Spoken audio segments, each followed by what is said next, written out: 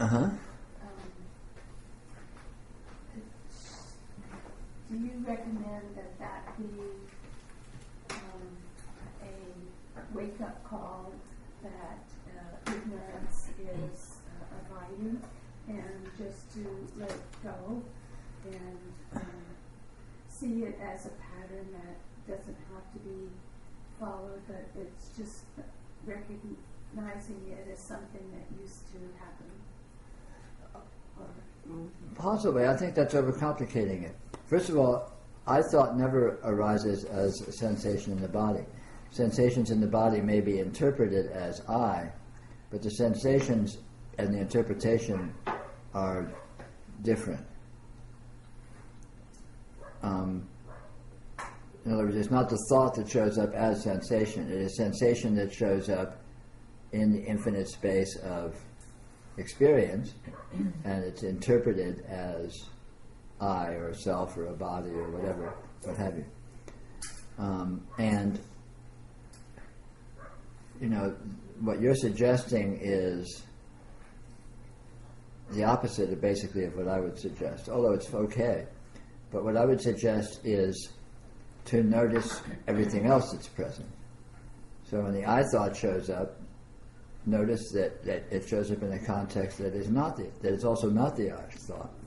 And the I thought shows up, the non-showing up of the I thought is also present. So, in other words, notice the actual context, the actual breadth and depth of your experience, and anything that shows up is a partial and ultimately unresolvable and inconceivable and instantaneous presence in your experience. And it's not coherently tied in with anything else that's present in your experience. It sort of coexists in a inconceivable way.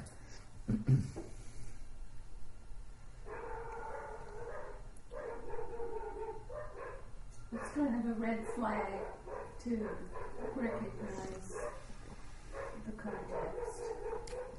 Yeah, but anything that shows up is anything that seems to be anything is a red flag to indicate that it's an arbitrary leap that the consciousness is making an interpretation. All interpretations are untrue, or let's say they're partial. And the partiality exists in a context which is vastly more than any interpretation. So, in other words, any interpretation exists in a context which is not that interpretation, which is also present. And interpretations are fine, but they don't actually split anything off from the wholeness, from the fullness. They exist within the fullness, and there's no independent existence to what is being interpreted. So anything that seems to be anything is a red flag that interpretation is happening, you might say. But interpretation always happens, and interpretation is a non-issue. The main thing about interpretation is to see that it is interpretation, that it is inaccurate, that it is based on essentially nothing, or it's based on actuality which completely transcends what the interpretation is claiming it is. And notice that fact. So then you just notice that interpretation is hopelessly partial, both in terms of capturing its target experience, let's say, and also partial in terms of failing to capture the context within which it exists.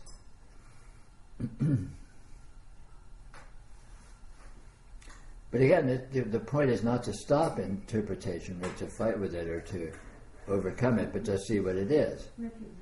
Yeah.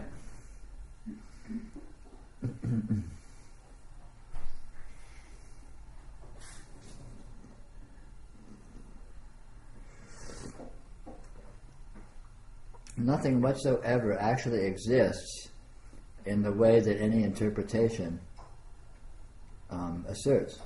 I mean, we do this all day long. Mm-hmm. This is what life is. What is what life is?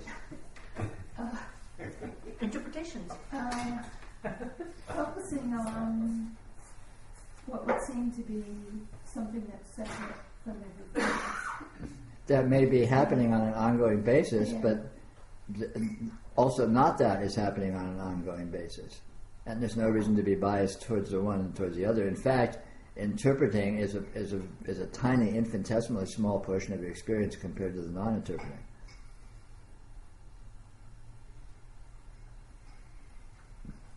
In real time. You're interpreting, you're thinking this is this and that's that and so on and so forth. And that's little in a vastness of, call it transcendental energy presence, experiential transcendental energy presence, which is wholly ungraspable and unthinkable. It's not only not labeled, but we don't have the tools to label it because it's too slippery, it's too elusive, it's too weird in terms of human classification. And the whole trick is just to notice that fact. So, in other words, it's an indication that you're in your head. Instead. Well, you weren't actually in your head, though. That's the point. You're never in your head. And this is an opportunity to notice that fact. You know, the in your head may be appearing, but it's appearing in this vastness of otherness, which is not in your head in any sense.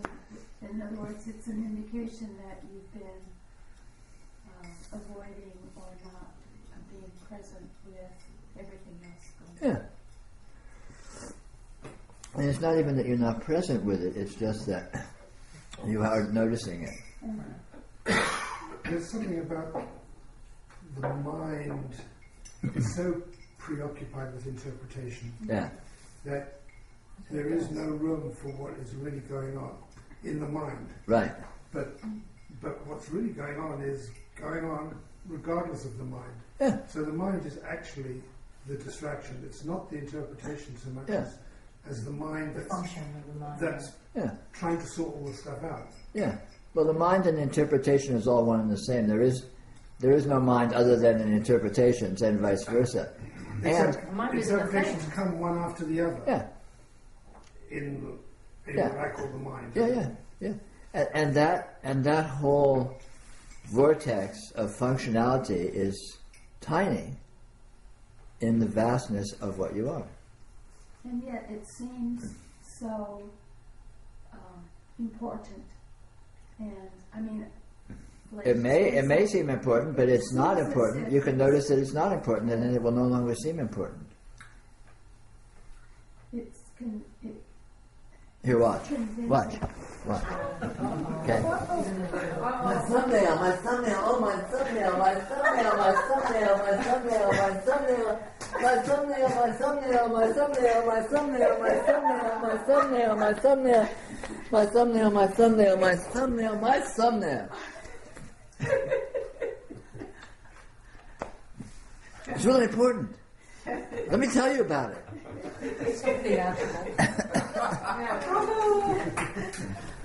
Was that evocative? Does that communicate anything? I rest my case. It's so important, though. All these interpretations. Sentenced to 6 months of community service. My thumbnail. It's only important because you're letting it be important. You're pretending it's important. You're like, oh, did you know what's happened? You know, oh my God, did you see the latest thing that that the White House or whatever? It comes on like gangbusters. Well, sure, everything comes on like gangbusters. But everything else The shining light comes on like gangbusters. Right. Presence of sound comes on like gangbusters. Sensation is coming on like gangbusters.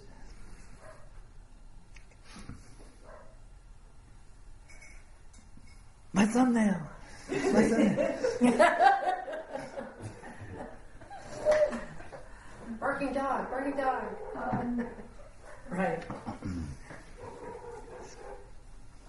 It must have been a survival skill originally because. Well, sure. I mean, it's obviously a viable mode of functionality, and it has its uses and its advantages as far as it goes.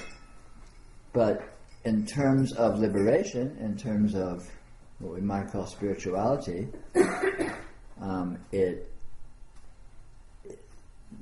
Taking it disproportionately, as we may tend to do in modern consensus reality functioning, is a problem. It's not a problem in itself. It doesn't matter in the least. It's great. Interpreting is great. Generating these mental hypotheses and these mental models is great. They can be very powerful and useful. But it's a small, very small portion of our functioning, or of the functioning of this. And liberation consists of and is predicated upon noticing what this is. It couldn't be simpler. And this already is what it is, and it's not hidden or concealed. So this very issue of my thumbnail, is virtually the only impediment to liberation. So instead of just going like this, just like look around once in a while. You can go back when you want. It's not going anywhere, but look around once in a while. You just used a phrase of the functioning of this. Mm-hmm. I'm having a little difficult time understanding what the functioning. I don't see this. Well, you can't understand it. It's arbitrary to call it functioning. Okay. It is as it is. It does what it does, if anything. If to the extent that any of those notions apply to it, then, but which is arguable. I have a little difficulty with the modern consensus reality. What's that? Your phrase, the modern consensus reality. Yeah. Is it modern? I don't know. Well, I don't know what people were. I don't know how obsessed people were with their thumbnails 5,000 years ago. Maybe they weren't. Maybe they were. Who knows? I don't know what they'll be like in 5,000 years either. We can speculate that it's always been like this, but maybe not. Right, I see what you're saying. So I just finished this book called Incognito, and it's by a neurologist, and every page is correlating your teaching, so it's so much fun to read it. And one of the things in there is Who's the author? David Eagleman, I think. But if you go to Amazon, just write Incognito, you'll find it. And it's an old study, and I heard it before, but it was good to have it, to read it again. Something happened to the people, and they had no idea what it was, but they instantly made up a story about it to describe it, and they couldn't help it. And we do that even with things that we quote unquote do know what it is. So that's just what the brain does, and yeah. But it's nice to me. It's nice seeing it from from science point of view. Oh, sure. See how they go together. Yeah, this is not non-science. This is it's self-evident. It's common sense. It's really very obvious. This is not even anything very esoteric. It's just noticing the vast extent to which actuality transcends our descriptions of it. That's all. Both subjectively in terms of what you think is going on. How accurately does your thought picture of what's happening actually include everything, and that also includes, in a larger sense, the current scientific paradigms and so on and so forth, which is just another instance of the same thing. Human conceptualization is an art form that is sketchy at best, and simply noticing that fact is enormously empowering, because you discover that the fact that conceptualization is limited is wonderful news, because you discover that you are not limited by conceptualization. You exist outside conceptualization. You are directly engaged with your experience non-conceptually right now in all sorts of inconceivable and unqualifiable dimensions and modes and what have you. And simply noticing that fact is astounding. It's absolutely astounding when you discover what is happening here non-verbally, what is happening here non-conceptually. And the conceptual, and that doesn't exclude, this is not a mutually exclusive thing with conceptualization. Conceptualization is fine, is a part of that. Conceptualization is non-conceptual. Concepts are non-conceptual. Abstractions are not abstract; they're actualities. And so all our aspects of functioning are included with all of our aspects of functioning, of course. I mean, calling it functioning again, of course, is arbitrary, but in other words, the system is as it is, inclusive, which includes mentality and conceptualization and abstraction as a very small subsystem within whole, vast arenas of other modes of energy, you call it energy engagement, that are non-conceptual and not based on abstraction. I was noticing something today that I've certainly seen before, but it was coming home pretty solidly during the day. I was walking around doing my things for preparation and not in any particular hurry, but I was noticing my thoughts, and I realized, or for whatever reason it came up, I noticed that some of these thoughts I turned into words and some I didn't. Mm-hmm. I said, well, what the heck, why am I'm a lazy man by nature, and so I said, why do I have to turn anything into words? And so I walked around and I just watched. Thoughts were knowing. I knew this, I knew that, this was to do, and so on, but I didn't have to turn them into words. So conceptualizing thoughts is a second layer that we put on it. It was obvious to me today. Mm-hmm. Yes, the process of what we call thought or thinking is very slippery and complex and multidimensional and multi-layered and multifaceted. And distracting. It can be very distracting. Yeah. I mean, anything in experience can be distracting. Sensory experience can be distracting. Yeah. People who are, we all enjoy sensory pleasures. We enjoy food. We enjoy, whatever we enjoy, and so on. And to different degrees. And the same thing with thought. So anything, and the problem with enjoying these energy presences is not that they're intrinsically problematic at all. They are the presence of reality itself. They are the presence of transcendence. The only problem is if that distraction is sufficient to cause you to not appreciate the perspective of things, to not appreciate the proportion of the actual presence. And that effect can create an imaginary condition of non-liberation, an imaginary condition of bondage and suffering and all the other problems.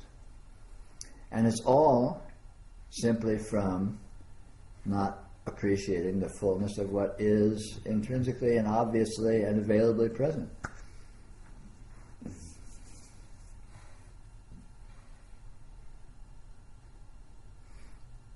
I have a corollary question, somewhat corollary. My husband and I this morning were talking about choice and decisions. Mm-hmm. And we think we're putting a lot of, generally I think we think we're putting a lot of energy and good thought into our decision making. Mm-hmm. Buy the Toyota or the Volkswagen. Or Sure. get married or don't, or take the job. Or I like chai or I don't like chai. And in our conversation this morning, we sort of looked outside, take a realm outside of that. And one of the thoughts that we had was, the truth is probably most of those decisions, it doesn't matter, really. It doesn't change much whether I bought the Volkswagen or the Toyota. It doesn't change me. And the other was the idea that probably the universe is unfolding I'm not really I may think I'm making the decision, but by the time I go through all this mental constructs about the decision, it's already been decided. Right. I know I'm sounding like it's, something magic happens. It was already decided that I was going to buy the Volkswagen before I thought through the Volkswagen or whatever. Mm-hmm. But we think that decision making is very important. We think that choice and free will are very important, and we think that big decisions are big and important. We need to invest a lot of energy in them. I'm curious what your thought is about. First of all, whether are we making any decisions, or is the universe just unfolding in front of us, and we think we're making decisions about it? Perhaps that's my question. Well, they're both words for the same thing. whether I mean, obviously we make decisions, but if you look very closely at what we call making decisions, it's an inconceivable and unanalyzable process or unfoldment, or reality is being itself doing its reality thing, exactly like in a context that you might not think of as making a decision. It's the same reality doing its same thing, and it's completely unresolvable what's actually occurring. Mm-hmm. In other words, you can't possibly analyze it or get a handle on it anyway. Mm-hmm. So in that sense, making decisions is an absurdity, in the sense that what's actually happening is unresolvable, and thinking of it in the simplistic terms of making a decision is just vastly oversimplifying something which is not that simple, or not like that at any rate, which applies to anything. Which is not an argument. Is that your experience, that when you see in your presence a decision, right? Do you not see it as a decision? Do you see it as, or do you not question it or evaluate it at all? No, I don't. For myself, no. But I experience the process of my functioning as, let's see, I could call it an energy flow.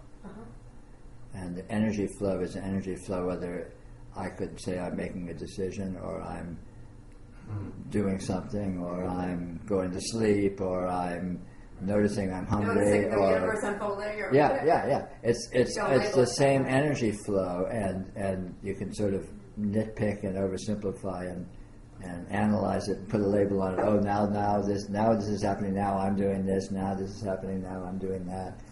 But all of that labeling is it doesn't have nothing to do with the actual event. And when you notice that, you can be with the actual event as calling it a flow is kind of arbitrary, but it's evocative.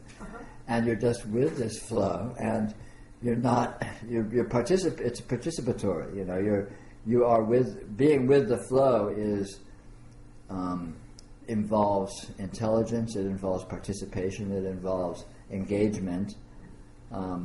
But again, not in any simple terms, not in any sense that you can get a handle on exactly what any of those qualities actually are. Yeah. And yet it can truthfully be said that is more or less the case. So, which we always are. This is how we all always function.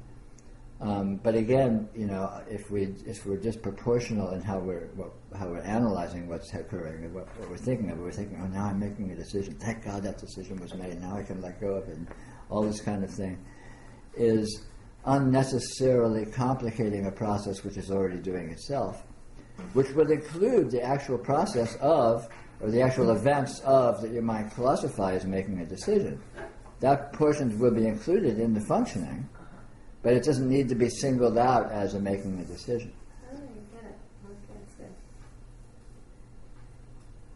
Okay, Again, that's good. it's a matter. Practically speaking, it's simply a matter of being with your experience non-conceptually.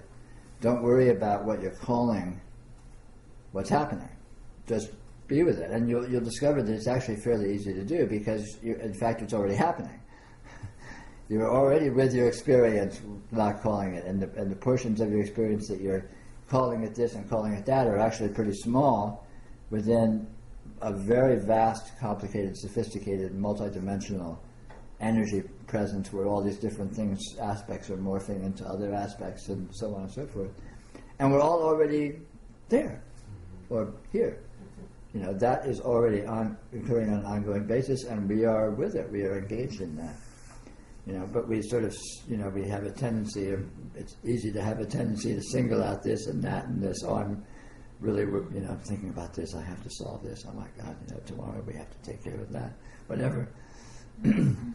Which are like minuscule aspects being singled out. Very tiny. Yeah, being singled out of a context that doesn't consist of separate events. It doesn't consist of separate issues and all that.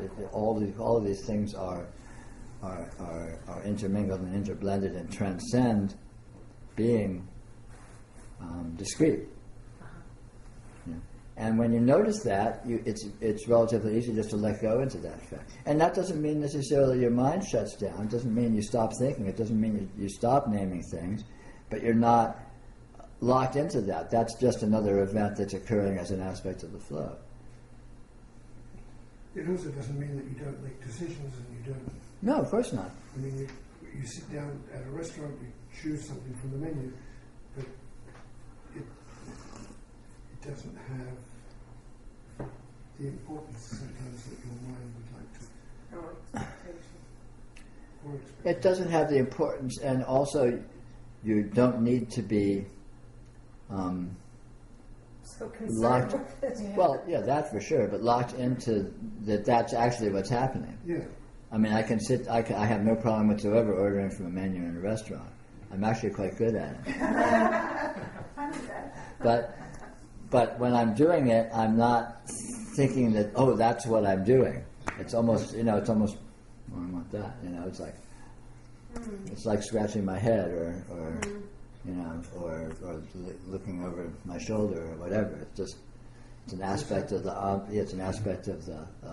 ongoing flow. And again, I'm sorry. It's important to notice this is what's already the case.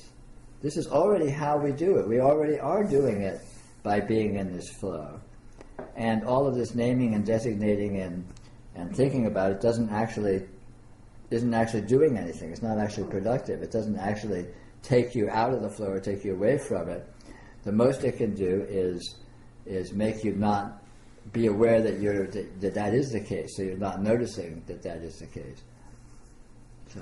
It also doesn't preclude importance. So if you make an important decision, you can still make an important decision, and it might still be important in some level or other. Yeah, but there's no basis for assessing what's important. There's no basis for assessing. I mean, in a very real sense, every decision you make, no matter how small, like whether I put my hands here or I put my hands here, changes the entire future of the universe. Yes. I've gone into a new future now, and if I had kept my hands the other way, I would be on a whole different world track now. Well, they're equally and important, and they're also equally unimportant. It's just the point is you can't.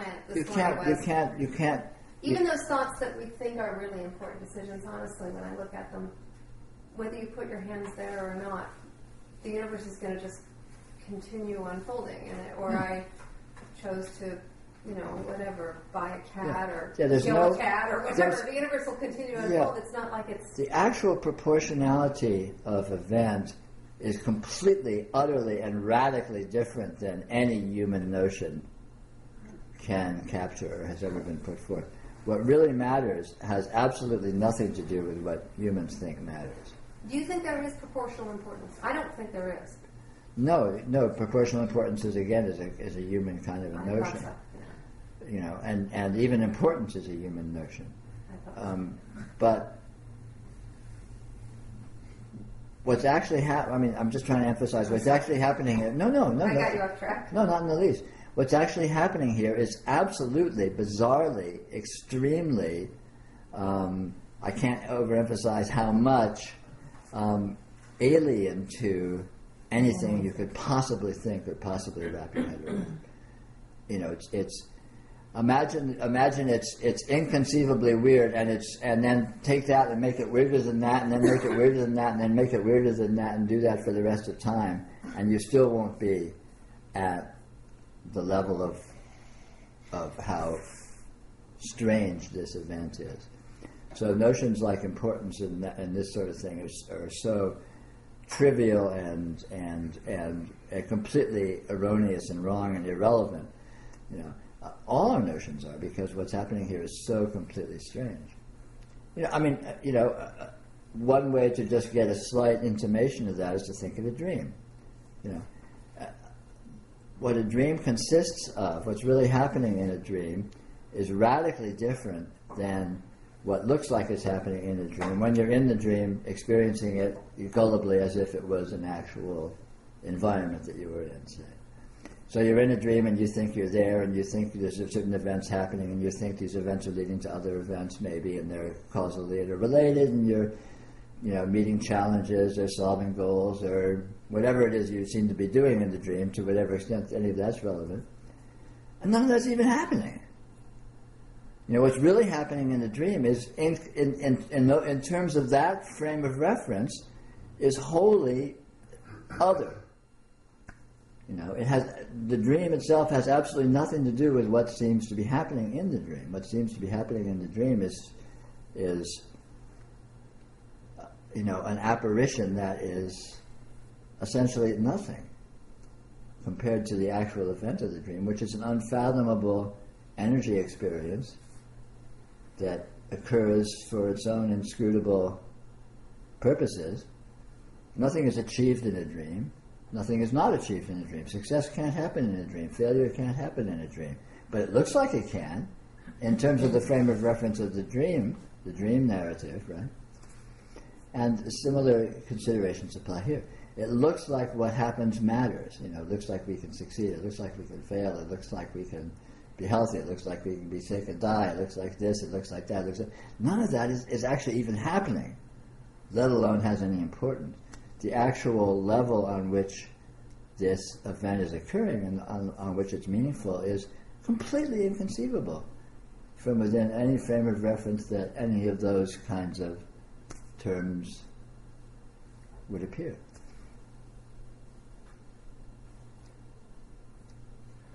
So I have an impossible question, maybe. So about 6 months ago or 8 months ago or so, you and I met for lunch, and you, after we talked, you suggested that I just basically give up on spiritualism. Not give up on, but just give up spiritualism. And that sort of sat with me for a while. And for one reason or another, and I'm not too sure why, but over this last summer, for all practical purposes, I did nothing. Nothing at all. I did not work. I did not read. I quit sitting in contemplation daily. I just gave up everything. And so I'm a person, not unlike my wife, and I imagine a number of other people here who have agendas, I have goals, I have objectives, I have things to do. Sure. And for this 2 or 3 month period, other than preparing for a vacation for us this summer, I didn't have any of those things. And I was shocked, stunned, surprised, and how much, number one, I thought I needed all of that. And secondly, and here's my impossible question, what am I supposed to do? And the impossibility of the question is that my sense of it is that I'm not supposed to do anything. And I find it really hard to sort of live, be in that space. I mean, it's kind of a conundrum to me. I'm actually still sort of struggling with it. I mean, as my wife probably told you, I got a big surgery next month, and so I'm not teaching this quarter. And again, I have nothing to do. Right. And it's like sort of being forced on me. So you're dealing with having nothing to do. Sure. I'm like sort of an 8-armed person with nothing to do. Right. And I don't know. It's very disconcerting. I don't really know what to do. Okay. But, what I would suggest is look at the necessity of qualifying your experience in terms of doing or not doing. Is that really meaningful? I mean, something happens. You don't cease existing. Your body doesn't cease moving. Things don't cease to be happening. Things don't cease to be occurring, right? And even if you're doing something, your body is still sitting somewhere or moving in some way. And so is there really, how much of an actual real world difference is there between this hypothesized condition of doing versus some hypothesized condition of not doing? I mean, things happen. You get out of bed, you put your clothes on, or not. I mean, let's say eventfulness continues to occur. Whether it's qualified as doing or not doing, how relevant is that really? It's this distinction between this prior orientation to achievement Yeah, oh yeah. or That's all to it getting is. something done, or to achieving a goal, or to Mm-hmm. It's a way of filling your finishing day. something. I mean, Your day, Yeah, your whether day, it's- your whether day it's a happens list though. Your day's full, isn't it? I mean, it happens. It gets full. Must have been full of something. yes, it must have been. It just seems like a I don't know, like It's a a really reality good to me. It's perspective. like I'm unrooted. I Okay. guess I'm sort of groundless. Maybe that's the way that I. Okay. But were you ever really grounded in any condition No. otherwise, or was it largely imaginary in terms of the Oh, I'm always defining, feeling it. categorizing it as a doing, or you know, what are you doing? Oh, I'm working on this. I'm working on that. I'm aspiring to this. I'm doing this project. As opposed to, oh, what are you doing? Oh, I don't know. You know, I mean, they sound very different verbally, but if you look at the actual action. action occurs. In both cases, you know, you pick things up, you put things down, you sit down sometimes, you stand up sometimes, you say things sometimes you don't. You know, in other words, there is a very intricate and detailed and ongoing flow of events. In any case, and what was it ever rooted in? What was it ever grounded in? Other than the fact itself of this ongoing, call it occurrence. That's exactly what we were just saying about decision making. When we label it as an important thing, we Sure. label we get attached to decision. It has this heightened satisfaction, connection, importance. But if I just happen to pick the blue socks or the black socks and never thought about it, I still pick blue socks or black socks. Same is true for purposefulness, which is I think what you're addressing, because I've been through the same thing. But it doesn't bother me anymore. There was a point when I did just that. I stopped doing anything, and I realized that I didn't do nothing. When something needed doing, my body somehow got up and went and did it anyhow. When a list needed to be done, I'd write it, whether I used it or not. It would do itself or not. Or you wouldn't. That's what I'm saying. In other words, Exactly. things happen. Yeah. The actuality of the field of, call it, eventfulness is ongoing.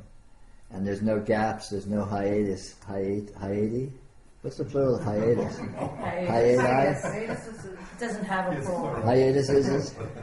Hiatus is plural. Then hiatus singular, I guess. Anyway, you know, experience is a fullness, and if you look at it, you'll notice this fullness is essentially inviolable. You can't make it less full. You can't make it more full. And so, you know, we're in the habit, or we may be in the habit of qualifying it as, you know, I'm doing or I'm not doing, I'm busy or I'm not busy, I have a project or I don't have a project, I'm achieving or I'm not achieving, I'm failing, whatever, you know. And all of these qualifications, you know, on examination are pretty arbitrary and superficial, because in actuality, your field of experience is always equally full. And that is the actual event. That's what's actually happening here. Including I mean, all the you've heard me use this phrase, radiant presence. This is the field of radiant presence. This, you know, your experience right here, right now, is an infinite field of radiant presence. That's the only fact. And it's always full. It always is a field. It always is a full field of radiant presence. And that's the event. And that is being done. And all of this sub-qualification of, oh, I'm doing this, or I'm not doing this, or I'm succeeding, or I'm failing, or I'm this, or I'm that, or I'm confused, or I'm, you know, everything's making sense. All of that is really absurd assertions based on the only fact, which is the fact of the fullness of the field of radiant presence. And so the basis for the claim is always the same. The basis for the claim of I'm doing something is the fullness of your experience. And the basis for the claim of I'm not doing something is the fullness of your experience. So how different could they really be? You see what I mean? I don't know if I put that very well. In other words, the evidentiary basis for, oh, I'm not doing anything, is the full field of radiant presence. And that's the same evidentiary basis for I am doing something. So if you're referring to the same event, how accurate and how important can the difference of the ways you're claiming it is really be? You know, and again, I mean, this goes back to the sort of dream metaphor I spoke of a few minutes ago. You know, the basic fact when you're dreaming is I'm dreaming. And, you know, not I'm being chased by a monster and he's about to get me and I'm going to die a horrible death, versus, you know, I just got elected the Supreme Commander of the universe and everyone is, you know, I've achieved all the goals that I could possibly achieve. I mean, both of those assertions are very elaborated ways of saying, I'm dreaming. That's the only actual fact that's present there. Right now, the only fact that is present is radiant presence. That's the only fact. And all of these assertions and all of their wild apparent differences between each other are based on the same fact. So how different could they actually be?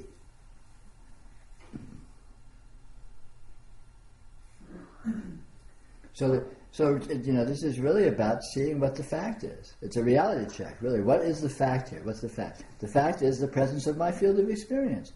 Okay, cool. Can I find any other fact? No. Can't be done. I mean, try and find another fact. It's the fact of the presence of your field of experience is obvious and self-verifyingly there. I mean, you can't say what it is, but that it is just, it's the sole fact, right? And okay, try and find another fact. Just try and find another fact. Try and find anything else that you can add to that, or as an alternative. Well, that's happening, but there's also, you know, you can't end that assertion with anything. Well, listening to all this, it strikes me. We get back to where Irma had started, which is all about thought, and we have this notion that there's this thing called a mind, and somehow or other, it seems to me that as we talk about all this, that thought is seen as something outside of this radiant presence, or something that has its own integrity separate from, and that mind itself is a thing. You point to our head like it means something, and thought is nothing other than radiant presence, and it's an experience in itself. But the focus on it as though it were its own independent thing outside reality, in other words, it's describing reality, is the absurdity. Because decisions or purpose aren't any different than breathing or, you know, picking my nose, or the sun shining, or the or dog a fly flying on a leaf across the yard. The dog doesn't have to think about deciding to bark. It barks. I don't have to decide whether I get up and go to the bathroom. I do. And the notion of being purposeless or without anything to do all day is just an idea. You're breathing, you're living, you know, you do get up and do something. I mean, the whole day. And there's something about believing in the thought that creates its own kind of stasis, and then you kind of get to where you're believing the thought, so you're like, oh, well, so I don't have anything to do. But eventually, if you let go of that, for me, that was my experience, you find that you allow yourself to go with the stimuli, that your experience is part and parcel of the stimuli of the movement around you. You're floating on the water, and the waves carry you, and the eddies carry you, and you know, I don't know how to describe it. It's a bad metaphor, but there's no intention necessary. There's no purpose necessary, because the very purpose of life is life. Right. We get I guess it's a sort of transition for me after 60 some odd years of having goals, objectives, orientation to achievement, and so letting go of all of that is novel. Yeah.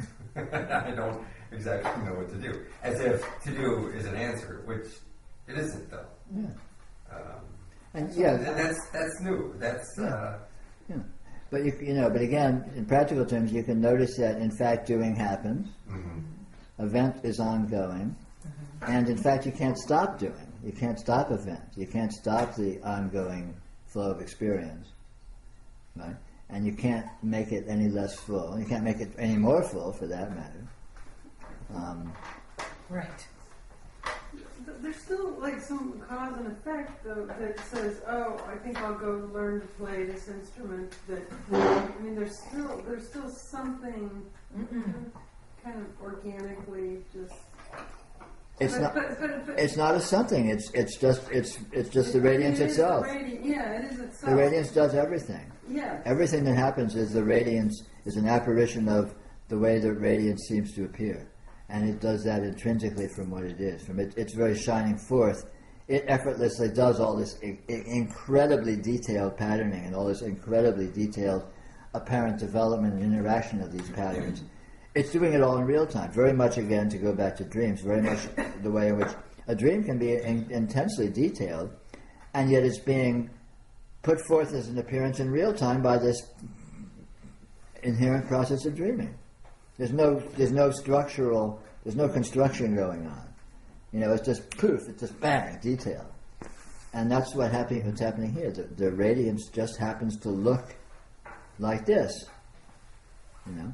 and now it looks like this. So it's the awareness. And that's always the case. Okay, right. And so qualifying it as doings and all that is oversimplification. Or you could say over-complexification. Because radiance is just a label. Yeah, of course. It's this So itself. purpose, It's this itself vision. that matters. But this is not a label. This is actual. And this is the most important thing. This actuality here is a fact. And this actuality here alone matters. As it is, in exactly the way that it is what it is what matters. And what it is and how it is what it is completely different than, or let's say, our language and our ideas in no way captures or approaches what this is and how it is. So when we talk about doing, we talk about not doing, we talk about achieving, we talk about thinking, we talk whatever, everything we can talk about whatsoever misses the boat. Complete. It's just beside the point. It just doesn't actually address the actual event, the actuality. But we can notice the actuality because we are. This is the actuality here. You are already. What you are is complete engagement with this field of actuality. That's what you are. That's what being is. To be means engagement with this field of actuality. So it's already a done deal. So it's just a matter of noticing that fact, which doesn't demand ceasing any other sub-mode of function. It doesn't demand ceasing thinking, ceasing functioning, ceasing socializing, seeming to be a human being. Just see what all of that actually is, and that it is occurring on a level which is radically more primal to what any of those events claim to be in their own terms.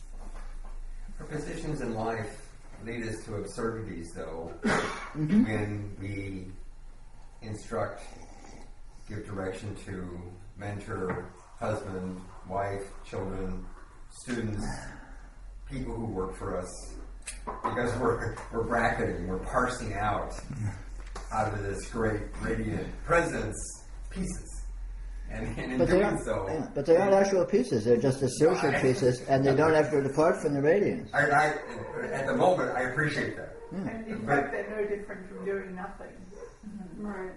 Actually, that's why we have to just do different things. Is sometimes. In other words, Practically speaking, though, like if I have to give a performance review to an employee, right? I am doing some bracketing. I'm doing some judgment. I'm doing some labeling. I'm doing some. Well, you can say that. Done. No. We're sorry. You can say that, but that's not accurate. Suppose, you're in a job situation. You're sitting in an office, and someone comes into you, and it's your job to do a certain thing with them. Okay? That's not what's actually happening. I mean, you are arguably seeming to sit in the office. They do arguably seem to come in to you. You do arguably make sounds back and forth at each other, and it may involve actually handing material objects to each other. And then they may leave the office, and then at some point you will probably leave the office. Yeah, I get it. But I know where you're going. but what's actually happening is completely on a different level than what you would describe as happening. Or, your class, you teach a class, you go into a classroom, or I assume you're teaching from a classroom, you go into a classroom and there's 20 people sitting there, and you stand there and they sit there, and words are exchanged and movements happen, and papers are handed out or whatever, and then people leave the room.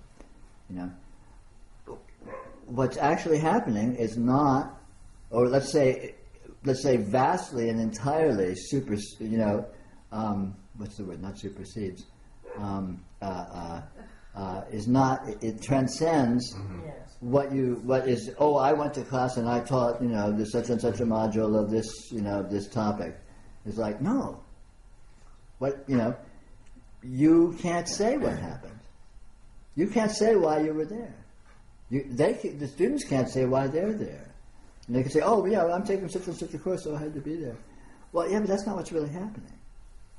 What's really happening can't be said. It's an ongoing flow of inscrutable events that seems to occur the way it seems to occur, and is describable or is described in these various superficial ways, but these descriptions are completely inaccurate.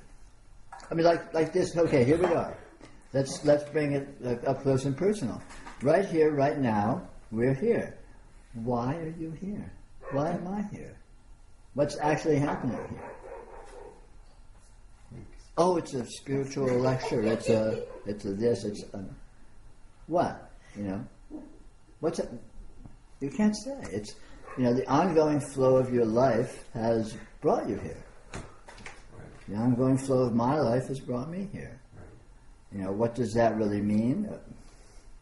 Can't be said. I mean, you can say all kinds of things about it. I mean, you could write theses on what's going on here and what happened and blah blah blah blah blah. But it's all just spin doctoring. It's all hot air. And the fact is just, I don't know.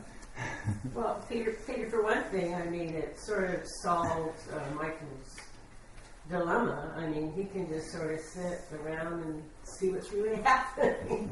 I mean, you've talked about just staring at a wall, but I mean, it doesn't have to be that drastic. But we do what we're temperamentally sort of inclined to anyway.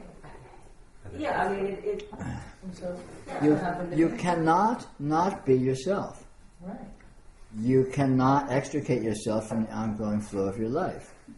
And you can't possibly say what's happening or why it's happening either, because it's basically an irrational. Why are you you? Why do you do what you do? Even the question is absurd, let alone the fact that there's no answer. So, the ongoing flow of your life leads you into all these very strange energy patterns, which you could call situations or environments or processes or whatever. But none of it, you don't know really either what's happening or why it happens or where it's going or what it's doing, or even if any of those ways of looking at it are relevant at all. And yet, and concurrently with that, we're very glib at being able to spin doctor all kinds of rationalizations and justifications of, oh, such and such happened, and I did this for that reason, and gosh, I'm really trying to achieve this and this, God, I have to go through this, I really hate it. And all this stuff, none of which actually applies, because it's not actually addressing the actuality, it's not addressing the issue, which is the ongoing, apparent, changing flow of these patterns of the radiant presence, which is the only actual event. Like this, which isn't, I mean, think of what a dream is. A dream is the same thing. A dream is an apparitional field of apparent patterns that change and morph inconceivably because of their own intrinsic nature. That's what's happening here. What does it mean? Where does it come from? What's it doing? Peter, as a teacher, I appreciate what you were just saying. That so what Michael's going through, this period of not having objectives, not having goals, not having something to do with dates and so forth, is giving him this opportunity to be uncomfortable, to struggle, to look at the things you were just describing. As a teacher, would you ever recommend students to create that kind of an environment for themselves? I mean, we can all go along in our days being completely distracted, right? All of our waking hours by goals and objectives and so forth. Do you ever recommend that people construct periods of their life when they I can't say that I've ever done that formally or deliberately. I may have done it occasionally and specifically. I mean, my generic recommendation is always to break the mold, break the patterns, do something different. Be with your experience in a new way. Be with your experience in a fresh way. You know, whatever it is you're used to doing, see it afresh or do it afresh. You know, try to do something you've never done. Try to be with your life in a way that you have never done. You know, if you're a social person, try to be a hermit. If you're a hermit, try to be a social person. You know, if you're very rational, try to be, you know, start taking drugs or you know. Or if you're a vegan, give it up. If you're Who was that? No, it's That actually won't the be meat eaters, the tank beaters. That's not hard to give up. So that's a general formula, which is not valuable in itself, but you know, again, our biggest challenge in this you know mythical quest of trying to find liberation is normalcy, is what we think is our own worldview of what we think is happening. And so doing anything which challenges that or which tends to put you at odds with your normal worldview of what you think is happening is potentially valuable, because the normalcy of what you think is happening is your jail and is your jailer. And if you want to get out of jail, that's your enemy. That's what you're up against, is your own normalcy, your own status quo, your own, this is what my life is. My life is, you know, XYZ. That's your jail. And you aren't really in it. So it's actually a fairly simple task. You don't actually have to get out of jail. You just have to notice you aren't actually in it. But so the tricks, you know, there's all sorts of tricks of how to do that. And one of them, in terms of, you know, sort of behavioral recommendation, is get out of your normal behavior. You know, be with your life in some different ways. They're moderately different or extremely different. And because you'll be continually startled and jarred when you try to be with normalcy and it's not working, because you're being forced out of that to some degree. You know. But that's only one trick. There's all kinds. You know, if you've heard me speak and you've heard me a little bit, and you know, there's all kinds of tricks that are doable. The easiest trick is not behavior at all. The easiest trick is to find aspects of your experience in real time that you don't have any name for. Like right now, go to something, just some texture or something, and in your experience, you can't qualify. It's not mental, it's not emotional, it's not a thought, it's not a sensory experience, but it's something. It's there. And you just find something like that. It's easy to do. You might say it's kind of spaced out or whatever, and just feel what's there. And you'll notice a couple of things. You'll notice, number one, you're there. And that's really interesting, because there's no you that you would recognize as you that's there, and yet you're there, or you wouldn't be experiencing it. And the other thing you'll notice is what you're experiencing is not nothing.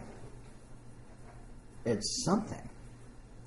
And it'll be a weird something by definition, because you're going to something that's outside of qualifiability.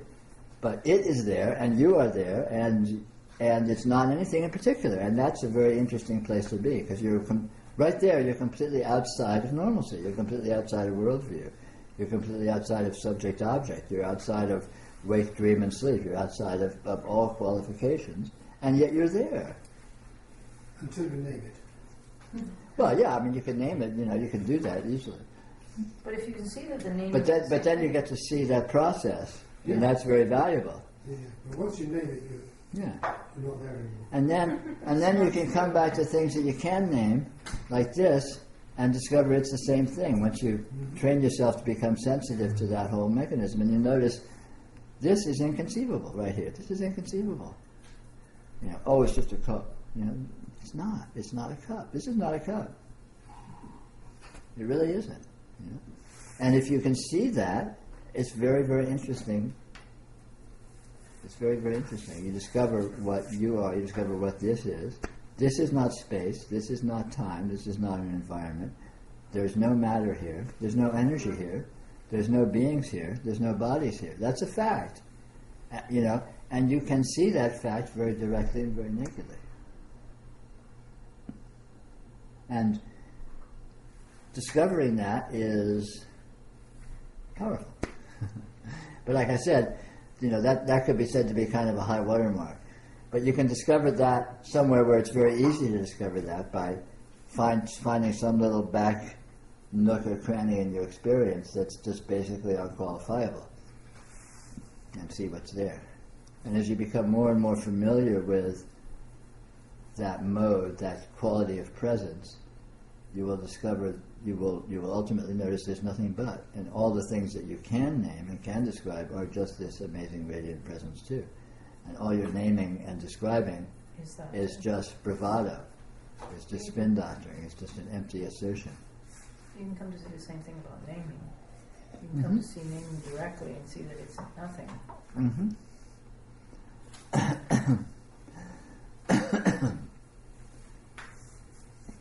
Should we have a 10-minute break? For 15 minutes? Did you say for 15?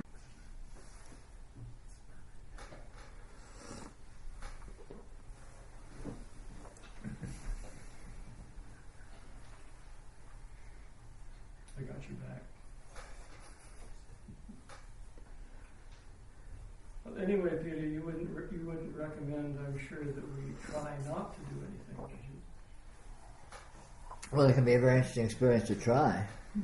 Of course, you'll fail almost instantaneously. Fall out of my chair or something, try not to do nothing. I think I feel like when I succeed in noticing, really noticing, I have that same quandary. I feel like I'm not doing anything. Whatever this is, feels like nothing's happening. And so as soon as it can, it jumps out of it. It goes back to,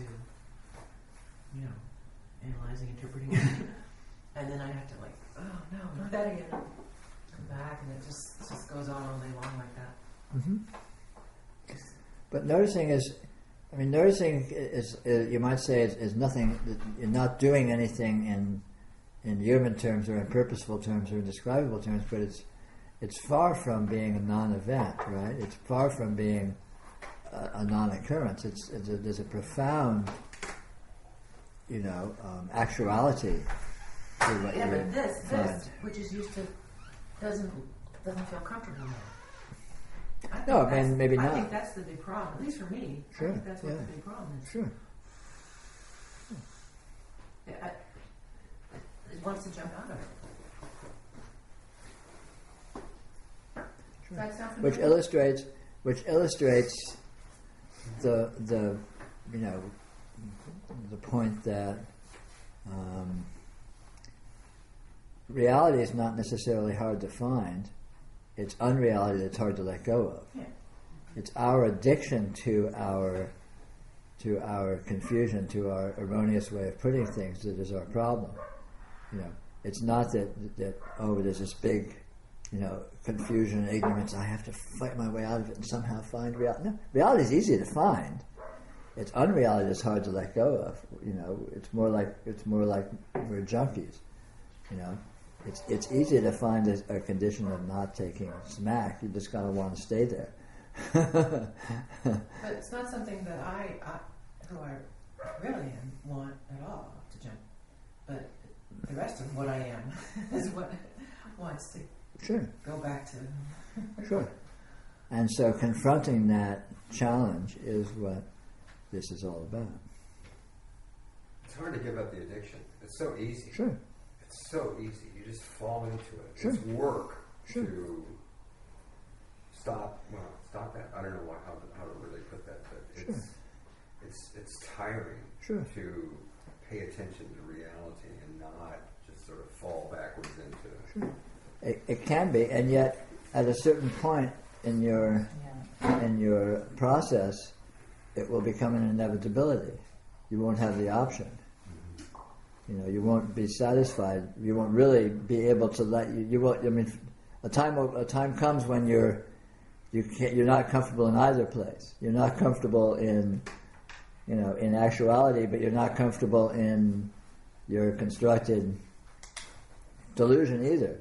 And then that's the challenge. And that's what it looks like when you're making this transition. But making this transition happens spontaneously. It's not something we do. It's something we're compelled to because we come to a certain point. In our development, in our unfoldment, whatever you want to call it, right? You don't decide to be spiritual. You don't decide to embark on this bizarre quest. You get thrust into it. You get drawn to it. You get compelled by it might look like dissatisfaction or frustration or insanity or whatever, but something is like, I don't know why, I'm just here and this matters to me. I have to do this, and at that point it can look like all sorts of struggle and turbulence, but in actual fact it's doing itself, because there's an underlying momentum and motivation, which is, it's like a chick breaking out of its eggshell. It can look like it's a big struggle, but it's the inevitable vector of life force itself that's taking it that way, and it's either going to get out of that eggshell or it's going to die. And in either case, the life force will be happy. And it may look like the chick's doing a lot of work, but actually it's not doing anything. The life force is doing all the work.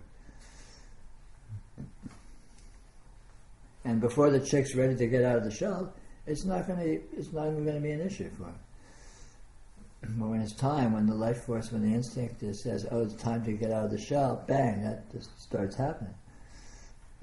And all of this is basically the same situation. So it can seem like a struggle. It can seem like we're really busting our butts and really, trying to confront all these things. But in actuality, that's all just the inherent noise and friction of this process that's doing itself. I think the sign of that on an early stage seems to be, as I talk to people, is that there's some sense that you feel alien.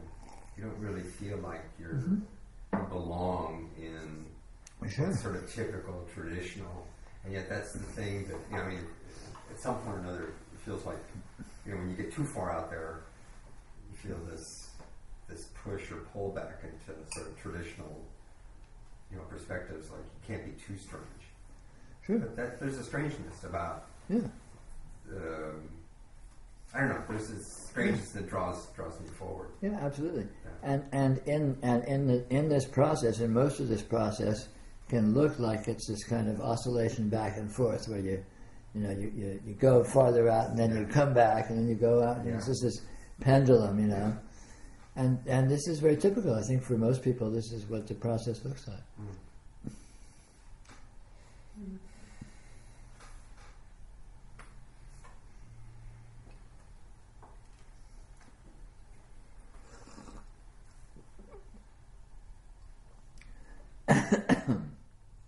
Peter, I hope this isn't too far off topic, but I like to read Jed McKenna a lot, and he makes these comments that most people don't want.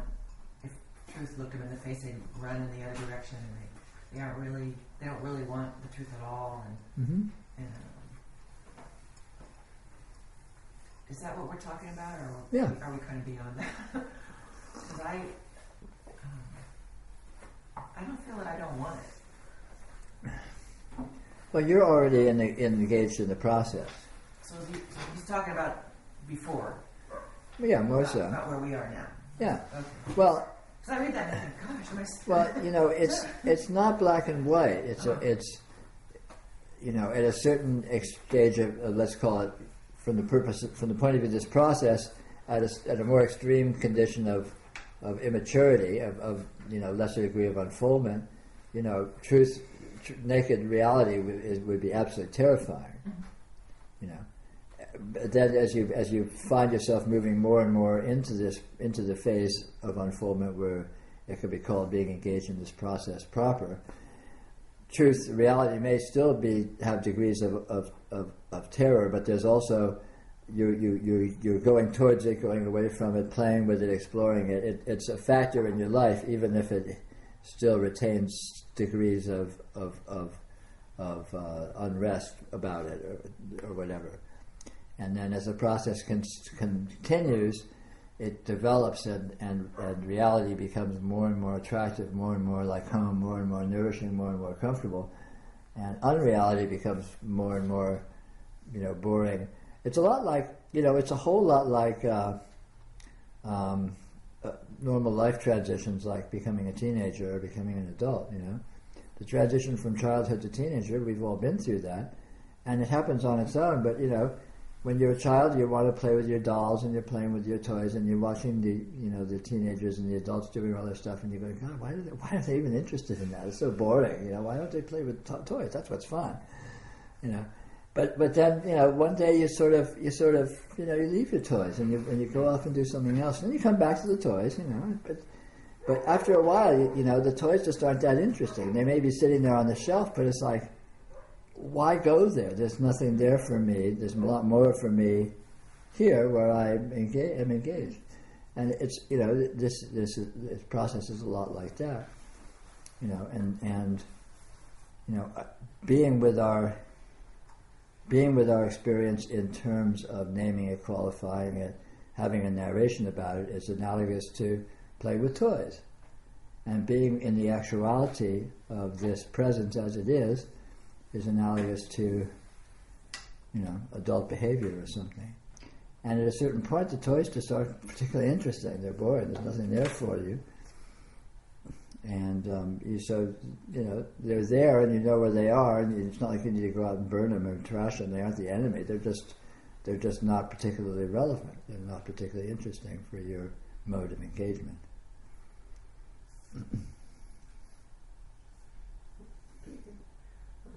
The struggle that I've had in my spiritual seeking and involvement is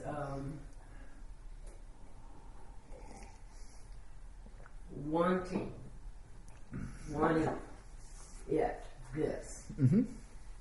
And I've heard all kinds of people express that here, in other places, even in my days of going to a Christian church. Mm-hmm.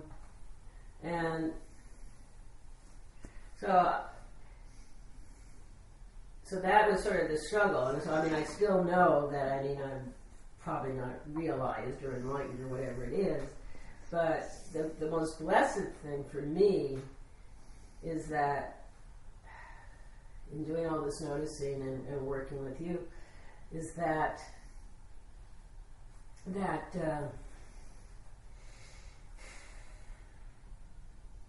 wanting is gone. Mm-hmm. There's nothing to get, mm-hmm. and there's nothing to get rid of. Yeah.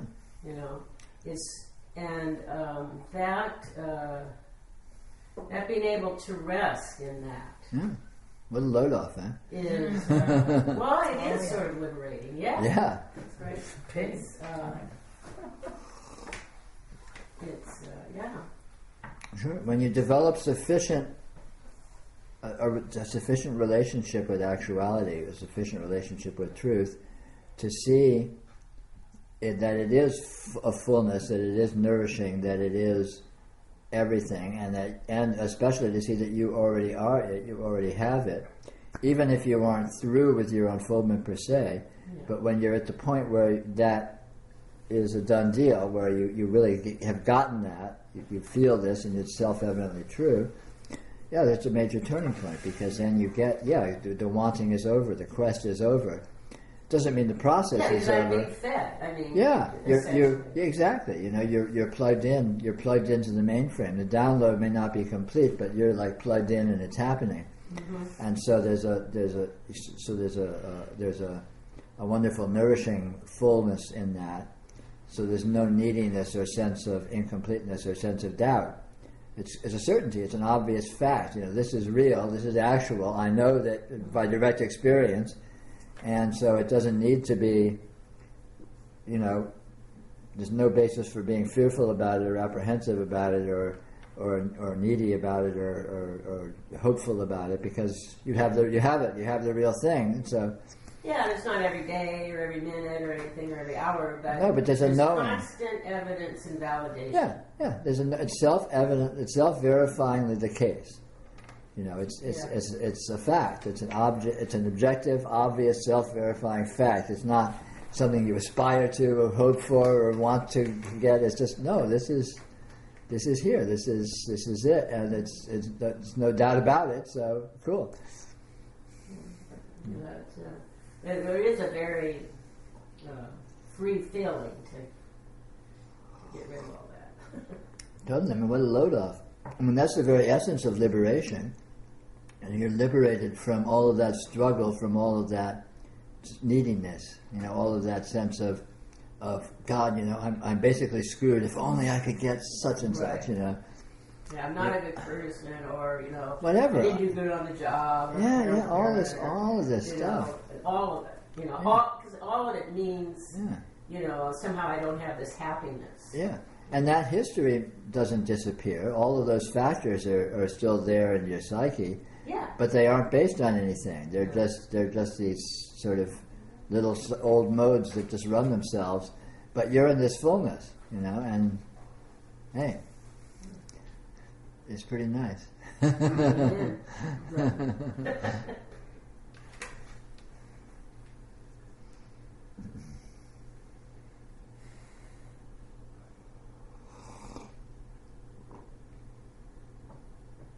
I mean, that's really the easy and the nice thing about this is that it's about actuality. It's not about some aspiration or something you're hoping for or wishing for. It's just about this actuality is what all the fuss is about. And since it's actual, it's not hypothetical. You know, you can bank on it. It's completely self-verifying and obvious and self-evident.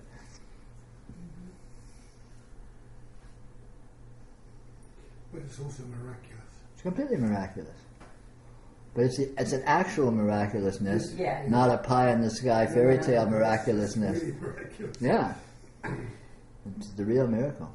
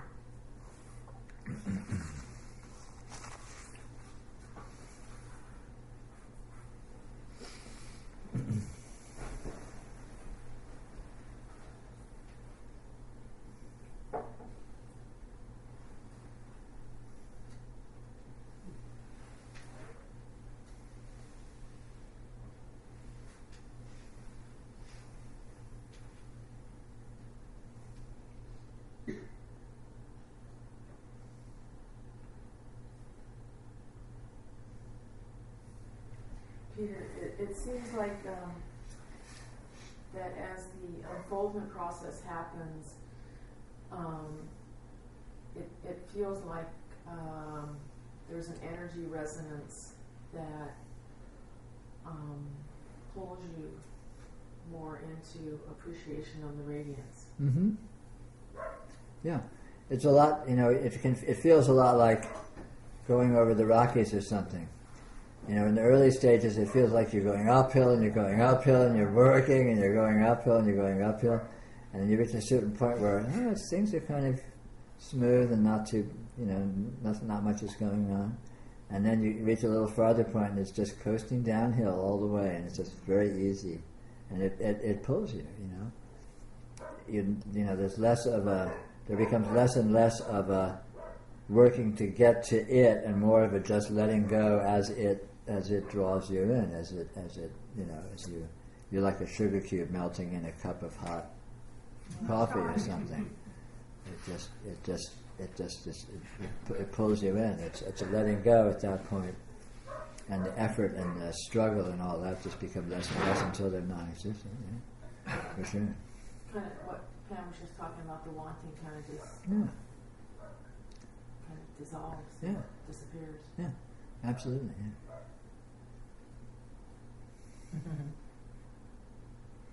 And the amazing fact is that the entire process is the same process. So in the early phases where it can look like this enormous struggle and really grappling with things and banging your head against a wall, it's actually the same process as in the later phases. It looks like where you're just in sort of free fall, coasting effortlessly into the finish line. They're actually the same. They just look so different. And they're equally inevitable. Once you're on the uphill part, the downhill part's inevitable. They go together. It's the same. It's the same thing. Might not feel like it, but it actually is.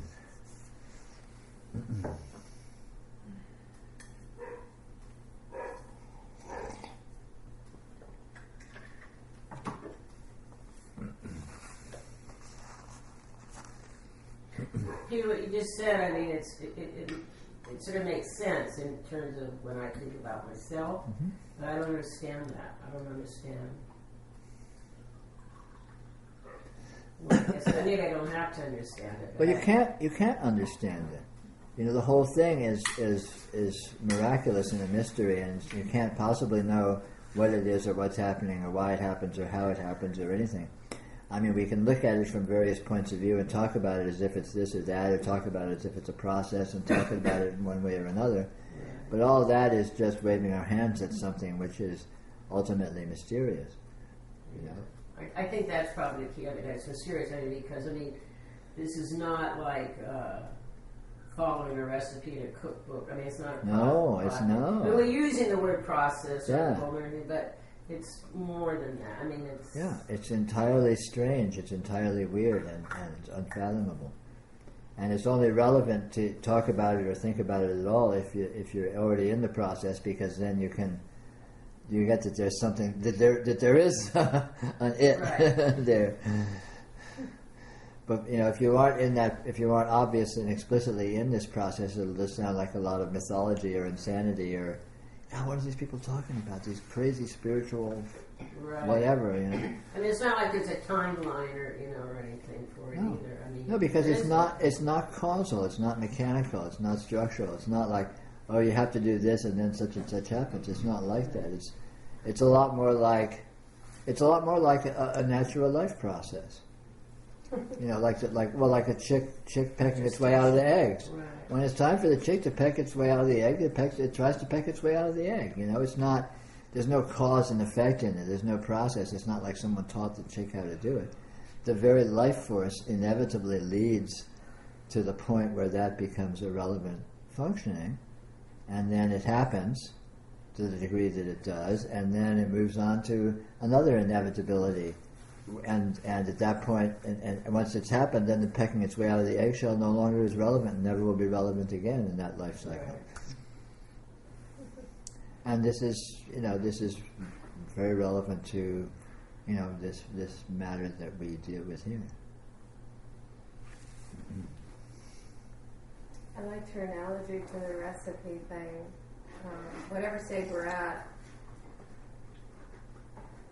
when we're early, and we're looking to a teacher, we're just so damn frustrated that they won't give us the recipe. You're like, look, buddy, you did it. Give me the next 12 steps, right? It is so frustrating. And I imagine that even those who are on the path and are in the inevitability process, there's still points at which they say, okay, now what's the next step again? Sure, it can be really frustrating and challenging. Yeah. And of course, our teachers say, I can't give you the next step. It's there in front of you. All you have to do is just open yourself up to it. And that's equally frustrating. Yeah. It's so funny. Well, the really good news is you can't close yourself off to it. You can't not go there. You can't go there until you're ready, and when you're ready, you can't not go there. So it's basically not worth worrying about one way or the other. It's a lot like moving from childhood into adulthood. When it's time, it'll happen. You won't be able to stop it. And you can't do it any faster. You can't do it. You can't do it any slower. No, you can't jump 2 steps ahead and you fall into the next step. So it's a done deal. That's kind of nice.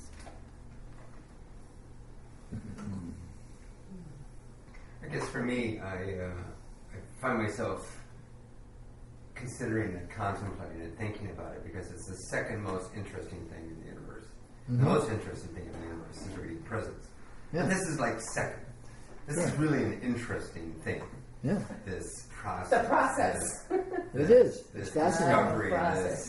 this transcending paradoxes and conundrums, and I mean that's really interesting. It's fascinating. It is. It's totally fascinating. See, you just sort of get all worked up, wound up in it. I mean, I'm slow, like about the pace of molasses going downhill in the refrigerator. I'm going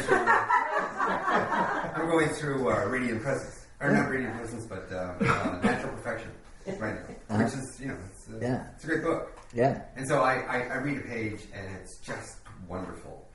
And then I may go back to it or rethink about it about 30 minutes later and it's completely impenetrable. Obtuse. I mean, it's not even obtuse. It's like, gibberish.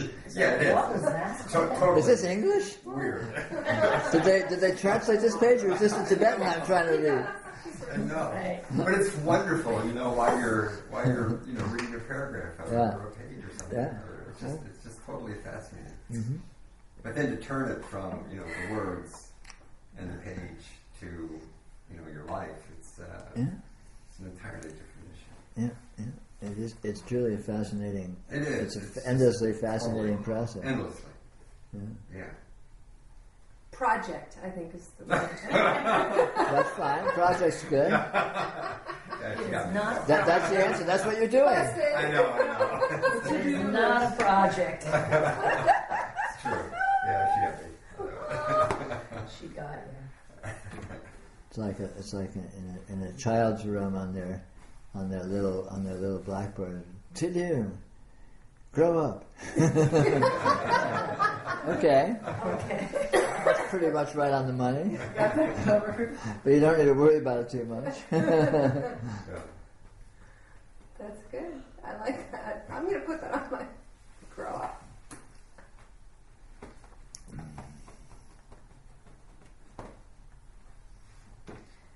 Yeah, it's like saying, get old. Yeah. By the way, it's even stranger than like the chick analogy or life, because there's this timeless sense of it or outer space aspect of it that I don't know that it's happening. It's happened. Yeah. It's going to happen. Yeah. And none of those make any sense. Yeah. It's just, it's... Yeah, because intrinsic in this process is moving beyond space and time, is moving beyond any human frame of reference. It's moving into hyperdimensionality, which is a word that just sounds like gibberish, but it's actually fairly evocative. And so, in that context, all of these old ways of looking at things in terms of process or temporality or, before, during, and after and all that just become, more and more absurd. Yeah. But if you can't substitute that with the new way that you can then say what it is because it's not unsayable. It can't be put in human terms. And I'm surprised I braved myself to even sort of express that, but Yeah. I sense that. Sure, yeah, Sometimes. yeah, because it is inexpressible, but that becomes more and more of your actual living reality, and it just becomes normalcy. It becomes your normal frame of reference. Is outside of space and time and process and cause and effect and self and other and et cetera, et cetera, et cetera, which of course just doesn't translate very elegantly into human speech. You can't share that very easily with people who aren't also able to be in that mode. You can say that it's not conceptual; it's experiential in a sense. Yeah, sure. Peter, I sometimes, and I had this experience in the retreat as well at some point, probably 60 or 70% of the way through, and having a little bit right now. We all, whether it's a 70 or 90 minute or 4-day session, we all at one point come to this point in our discussion where we acknowledge this inevitability. Mm-hmm. You're hearing it now. Mm-hmm. We acknowledge it. We may not be there, we may not totally get it, but we acknowledge it. Why do you think we keep coming back? Do you find it a little redundant? Coming back, what, to that acknowledgement? Yeah, I mean, the next time I go to a retreat, I'm probably going to go through the same thing. I'll have this aha, oh, this is exciting, oh, I get it, and I'll have some awakenings, and then I'll get to this point where I'll say, oh, yes, it's inevitable, and I get it, and I'm comfortable. Never the same. That's the nature of the process, because it's not linear. It's more fractal. It's more holographic. So, different portions contain the whole, and the whole contain portions. So it's not like it's a sequential. So is it necessary that we have to keep sort of coming back every? It's not necessary. It just happens to look like that, and it's not an actual coming back. It just looks like that. That is the process. Because again, the process is not like pearls strung on a string where you go through one, then you go through another. It's not linear. Okay. It's more. The process is more like it's more dreamlike. It's more, where there's patterns of meaningfulness that echo each other. It's like, think of mirrors where there's a lot of mirrors, and the mirrors are reflecting other mirrors, which are reflecting events. And so you see an event, and you see its reflection in this mirror, then you see its reflection in that mirror, and it seems to be the same thing over and over again, but it's not actually. It's a different iteration of the same thing. And in that difference, there is process, even if it doesn't seem like it explicitly. It's the same thing of trying to make conceptual sense out of something that is flowing. It's not concept. Yeah, it's non-linear, non-causal. So it doesn't proceed sequentially. It doesn't proceed from A to B to C to Z when you're done. It's not like that. Okay. It's more like all the letters at once, and then they resonate in different ways, in different patterns, and then patterns repeat themselves with different emphases. And fractal is a good. Yeah, I think so. I mean, if you're familiar with fractals, then that's evocative. Yeah. Its structure is nonlinear. So then it echoes itself and re-echoes itself internally and externally, and that's its meaningfulness, that's its process. So you seem to keep encountering familiar things, familiar aspects that you seem to have encountered before, but they're also different. Mm-hmm. And this just continues endlessly, and you discover that's what life is. Life is this endless reiteration of itself with repetition and simultaneously with nuance. And this just becomes a new paradigm of the way, instead of being with the old paradigm where you're used to thinking of cause and effect, and I'm going to achieve this, and I do this process, and then I've achieved it, and it's done. You get that, well, that's kind of a very simplistic way of looking at things. It's not really like that. Life doesn't really work like that. Life works as this kind of like echo. Life is echoes, and the echoes and echoes of echoes. And so you hear an echo of something and another echo of the same thing, and then you hear the sound itself that it was an echo of, And so there's this really strange kind of a reverberation and reiteration of all of these patternings and meaningfulnesses. And that is its process, but it's very nonlinear, it's very sort of multidimensional. It's like jumping from one dimension to another dimension, and you're looking at the same thing but from a different dimension. So, it can seem to be repetitious, but it's also not. And the ways in which that works again are very nonlinear and elusive of analysis.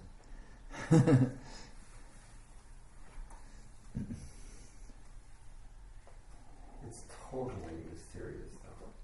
I mean, it's That's a good formula. totally mysterious. That's a good way to hold it. Hold it that it's totally mysterious. That's a good answer to your question about the doing and not doing. It's like, well, in the context of it's totally mysterious, how relevant is doing or not doing? It's true. It's totally mysterious. That is very profound and a really naked revelation of what's going on here. The totally in capitals and underlined. Not just a little mysterious, but totally mysterious. If you think you're making any sense of it whatsoever, you're wrong.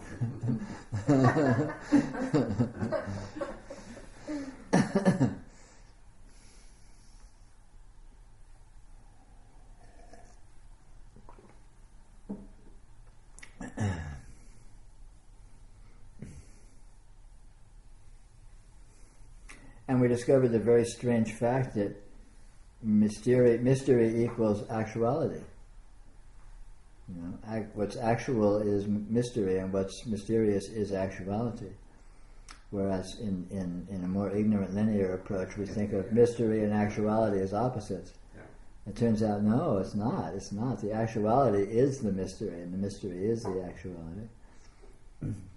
So when it seems not mysterious, it means you're not being with the actuality completely. I think Srina Sargadada said something similar to that. He said, what is expected is totally unrealistic, and what's completely unexpected is what's realistic. What is real. Yeah. There's no way to expect this. There's no way to anticipate this.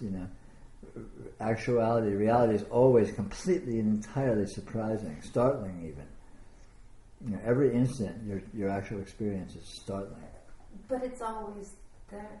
It's always there. For the first half of the session, you were talking about you're always in that actuality. Yeah. You're always in it. Always. You're always experiencing it. Always. You're always 100% engaged in it. Yeah. How could it be surprising? Because it's mysterious. Well, it becomes surprising in my experience. There's no how. See, how implies it's not mysterious, so I can make sense of it. I can explain it. There's no how. Oh, okay, I got it. Okay, so you can be completely engaged in it and still have it be a complete mystery. Well, if you are completely engaged in it, you will be with it as mystery, because that's what it is. If it seems to be not, then the degree to which it seems to be not mysterious is the degree to which you're not being with it authentically. Yes, I see. That's good. Got it. Sorry to cut you off. That's just what I was going to say. You're so smart. She taught me But if you everything I know. forgot, she would have reminded you. You're right. So we're good. Take tag team. Yeah. Is the radiant presence the same as mystery? Yes. So Yes. the mystery is the radiant presence. Radiant presence is actuality. What is present, i.e. experience, is radiant presence. And the quality that it has is absolute mystery. You can't get a handle on it, you can't sort it out, you can't figure it out, it makes absolutely no sense. The way I usually put that is that it's absolutely transcendental. Which is just a verbal way of saying it's an absolute mystery. It's unresolvable. You can't sort it out. You can't determine its process. You can't analyze it. And you can do that in real time too. Whenever you completely let go, Yeah. it's a total mystery. Totally. What shows up and what goes on. Yeah. Because you're not a controller. You're not pushing any buttons, pulling any strings, and yet everything is. Yeah. And it's all like almost totally natural. Like Yeah. the whole thing was engineered, designed. It's all- inconceivably intelligent and Yeah. inconceivably integrated with itself, and inconceivably incoherent, or let me say uncoherent, and infinite and open-ended. And I mean, all of these, you make a list of all the qualities that it explicitly has, and it's this absurd gobbledygook of contradiction, and yet mysteriously, that's how it is. You know what? I think I just realized why that was problematic for me. I think I have an instinctive perspective on mystery or incoherence, that it's something I'm supposed to solve. Yeah. Right? Yeah. So when I've heard it's mysterious, it's, what was the word we said? It's a surprising. Surprising, right. Or it's incoherent. I think I'm supposed to solve it. Right. Right? You're gonna Like that's a figure it starting out. point. Like Like that's it's a a starting problem, point, right? and when you Right. solve it, Right, that'll the be problem the I'm supposed to get solved. But actually it's not. It's the way it is. yeah. No shit. And it's fine. Like a treasure hunt. This is what this is the mystery. Yeah. Go find it. Right. Yeah. Now this is a mystery. Go Yeah. solve it. Now you Yeah. found this, go find the next one. Yeah, the solution turns out to be its unresolvability. The solution is its infinity. The solution is that it opens endlessly into unresolvability. And that is its solution, because that's the solution to everything. So the solution to every conundrum is that the conundrum itself doesn't make any sense. And that's totally fine. That's how it is. That's Yeah. how it is. And it turns out to be more than fine. It turns out to be the most wonderful possible result it could be if you do the math. Once you sit with that and follow out the implications, it's like complete release, complete relief, complete absolution. Yes, right. Yeah. It's cool. And yet it is knowable. It is knowable. It's absolutely knowable. It's actual. That's what you are. So Yeah. I mean, it's real. It's knowable. You are it. You can know it most intimately, and yet what you are knowing can never be said. It can never be grasped. But it doesn't need to be grasped because you are it.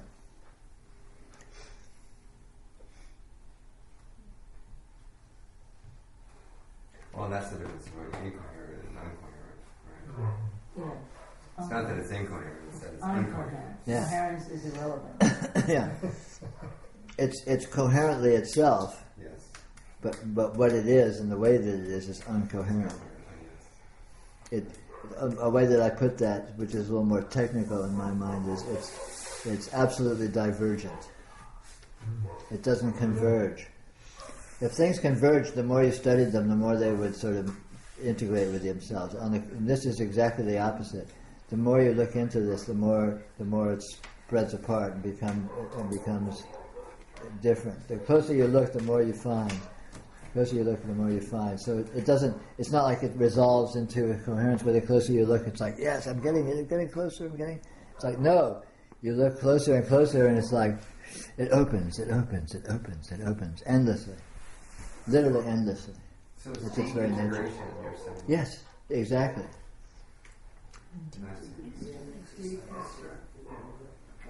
Constructed, de-integrated. It's deconstructed. If you want to sleep, you pretty much Hmm. Hmm.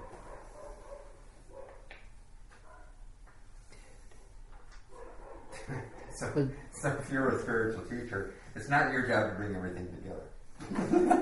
On the It's your contrary. job to tear everything apart. Yeah, That's right. yeah. You sort of That's throw right. everything out into infinity. My job is to pull the rug out from under you. Yeah. If you think there's a rug under you, my job is to pull it out from under you, and or point out to you that there's no rug, which is the same thing. Right. You know, the only spiritual problem is thinking anything is a certain way, and the only spiritual solution is noticing that it isn't. Pima Chodron talks the same way, by the way. Oh. You know her.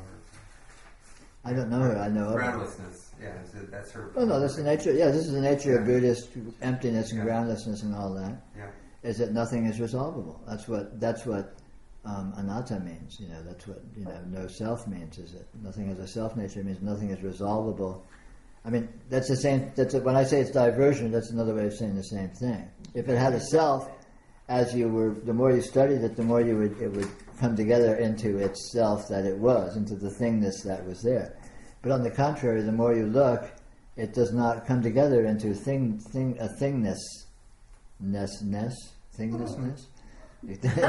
into an entity. It doesn't come together. It just keeps endlessly revealing more and opening up and becoming more and more non-resolved. So that is the actual condition. So actuality is unresolvability, i.e. Indeterminacy, i.e. you can't get a handle on it. You can't hold it to be a thing, because that thing can't actually be found. No matter how sophisticated and elaborate you are at positing a thing, when you go looking for it, you're not going to actually find that. So this is how we entrap ourselves in ignorance, is holding conditions to exist in various ways. And the fact is, they don't. No condition exists in any way that can be posited. And this is how we entrap ourselves, is by positing conditions to exist in a certain way. Anything you posit, I exist, I'm an entity, I have a body, I'm in space, I'm in time, I'm just any worldview, every single element and term of that worldview, if you go looking for it, you're not going to actually be able to find it. Which means that the worldview is just hot air, it's an empty assertion. And when you see that the only thing left is actuality, which is this unresolvability, which is also what liberation consists of. So the spiritual problems, the sole spiritual problem is thinking anything is in a certain way. And the sole solution to that problem is the discovery that it isn't. That that's not the case.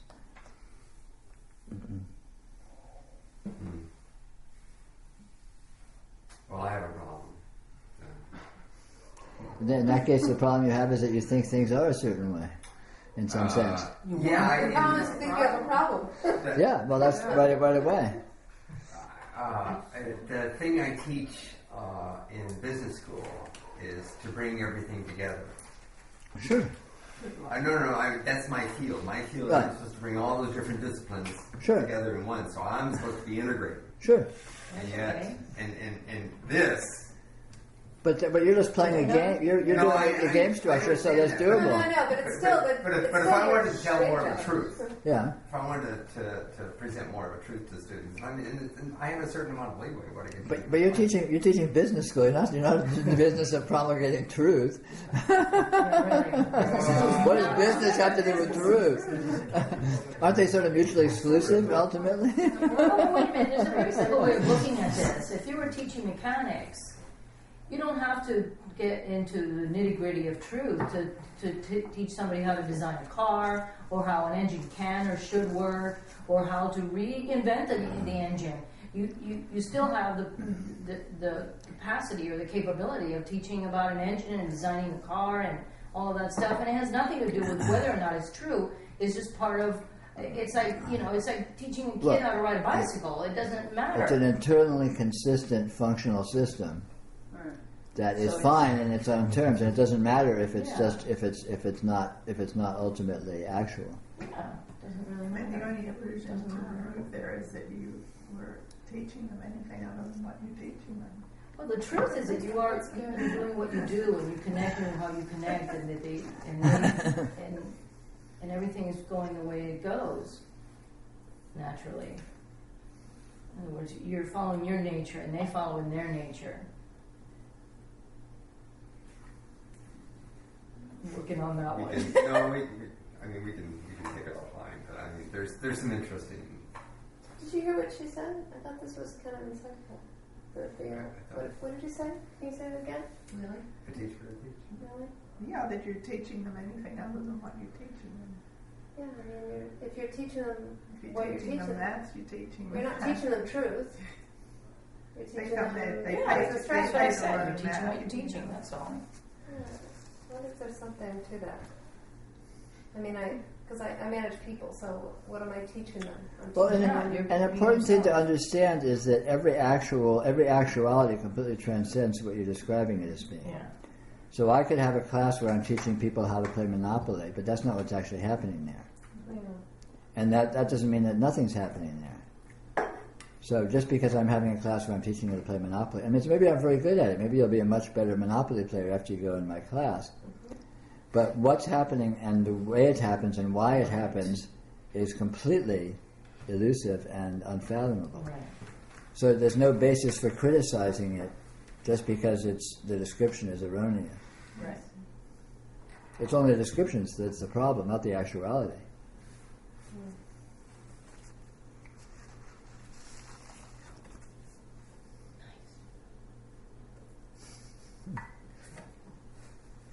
You also talk about levels. So, just because your What? synthesis isn't true on this level, it's true in the level you're operating on, right?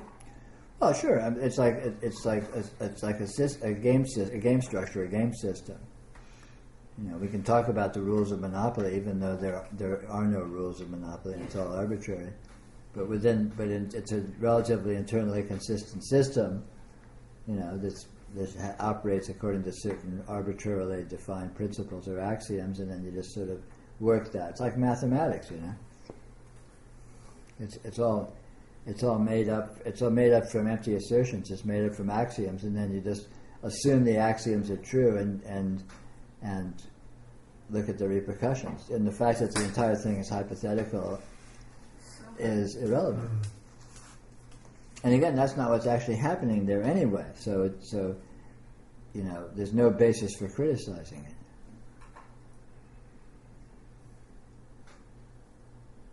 It's like I do some therapy. So, in the material world, we're working on, okay, maybe naming or something, trying to help the memory, but below that, there's an energy interaction that's going on, which is way more important. Sure. Below that, I don't really know what's happening. Yeah. I haven't gotten that. I haven't figured that out yet. So, Sure. the most important thing is way down here somewhere. Neither of us could verbalize it, Right. but on some level, we know exactly what it is, Yeah. and we're both doing it. Right. Yeah. Well put.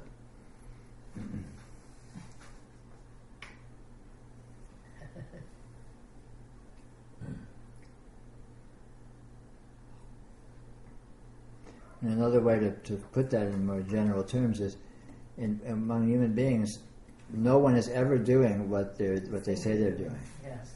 and what they're described as doing is never what they're actually doing. Always. So there's no basis for criticizing what people are doing on the basis of how it's being described, because that's not what's actually happening anyway. You know, the thing is that as teachers or managers or therapists or whatever other roles that we all play, who have some insight into what we're talking about, we feel compelled. I feel compelled to carry this message into what I do somehow it's not satisfying to say, well, I'm just managing a team that does blah blah blah, and so that's all I'm doing. I didn't pretend I was teaching truth. I was just leading a team that does blah blah blah. But once we've gotten in touch with what we were talking about, I'm not going to put a name on it, I somehow feel compelled that I should be bringing that forward, that should be part of what I'm explicitly doing in my day, or being, or expressing. But it doesn't. But that's the point. Is it doesn't need to be explicit, and it can be explicit if you can find an artful way to do that and not get canned. Then you're welcome to.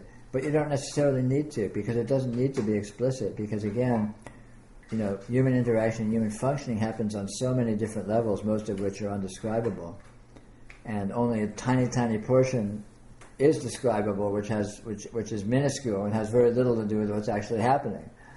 So, you know, I mean, another sort of an axiom you could look at is, in all of your functioning, you will inevitably communicate where you're at.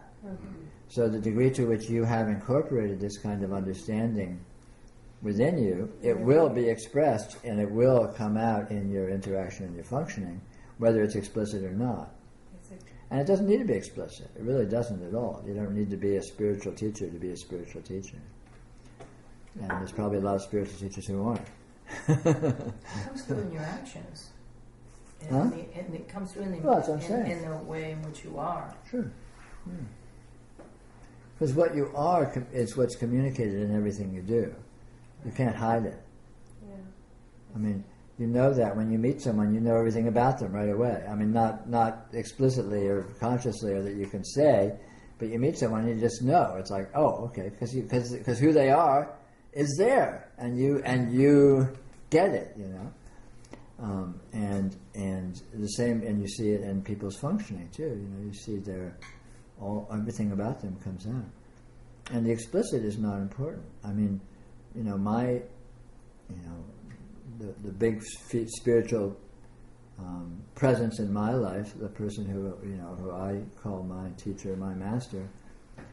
You know, he said a handful of words about spirituality. We hang out. All of my being with him was hanging out drinking, while he told tall tales. Mm-hmm. That's what we did, you know, and I saw God as a result of that. It wasn't because of what he said. It wasn't because of what was happening explicitly at all. No. There's no way I can say what it was. It was because he is who he is, and I am who I am, and because of that, this happened. Thing happened. Yeah. Got it. Yeah, and this is inevitably the case across the board, always. You know, when people are with each other, in all kinds of human functioning.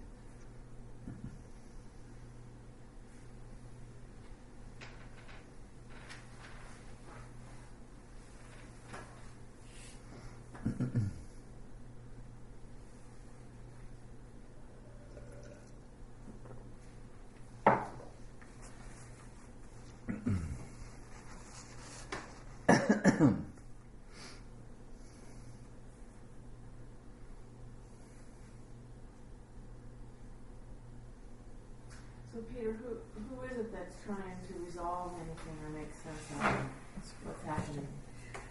Who is it? Who's doing that? There's no who. So it's this doing that. It's not even doing that. Well, It might look like that's happening as a tiny portion of what's happening, but that's not actually happening, and B, it's only a tiny portion of what's happening. Most of reality is not trying to figure itself out at all, it's just being itself. And that's just one mode of itself trying to... Yeah, exactly. Yeah, and not a particularly dominant mode. Or even a misinterpretation. Yeah.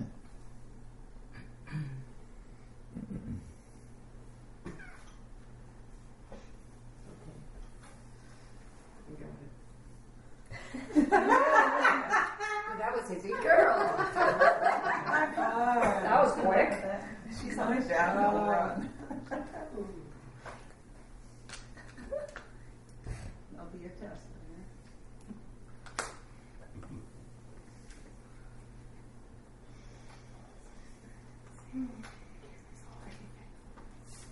Same stuff, different day.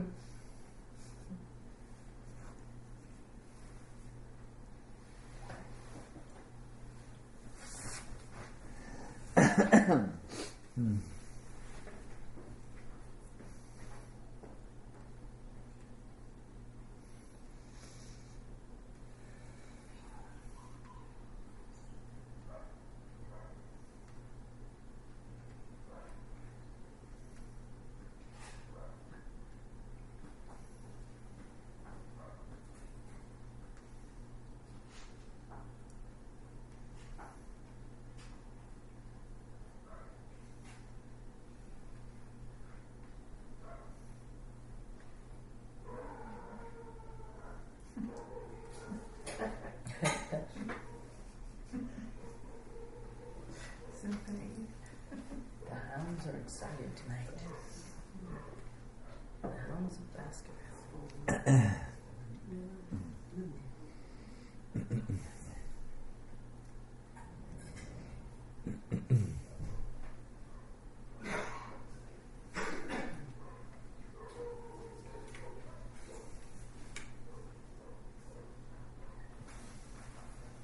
Are you going to teach us some yogas at the retreat? Sure, Some tricks? always.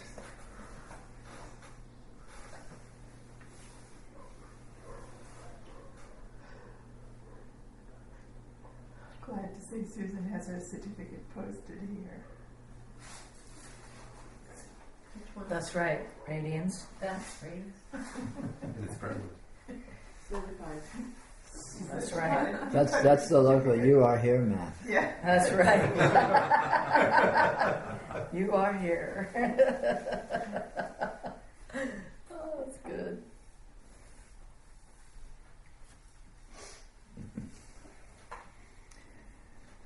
Well, good night, online people.